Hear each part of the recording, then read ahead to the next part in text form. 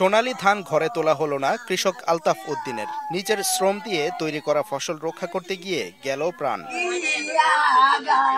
রোববার গভীর রাতে ময়মনসিংহের হালুয়াঘাটের সীমান্তবর্তী ধোপাজুরি পাহাড়ি এলাকায় স্তূপ করে রাখা ধান ছেলেকে নিয়ে পাহারা দিচ্ছিলেন কৃষক আলতাফ উদ্দিন। হঠাৎ পেছন থেকে বুনো হাতি তাদের আক্রমণ করে। তাৎক্ষণিকভাবে ছেলে হানিফ দৌড়ে পালাতে সক্ষম হলেও ঘটনাস্থলেই পড়ে যান আলতাফ উদ্দিন। এ সময় হাতি তার শুঁড় দিয়ে পেঁচিয়ে আলতাফকে আঘাত করে মারাত্মক জখম করে। গুরুতর অবস্থায় তাকে উদ্ধার করে স্থানীয় হাসপাতালে নিয়ে গেলে তাকে মৃত ঘোষণা করেন চিকিৎসক।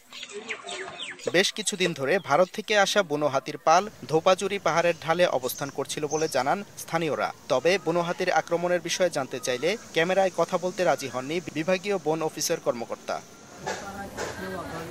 এর আগে 2023 সালের 2 মে রাতে হালুয়াঘাট সীমান্তে ফসল রক্ষা করতে গিয়ে বন্য হাতির আক্রমণে এক কৃষকের মৃত্যু হয়। সাদিকুর রহমান, সময় সংবাদ, ময়মনসিংহ।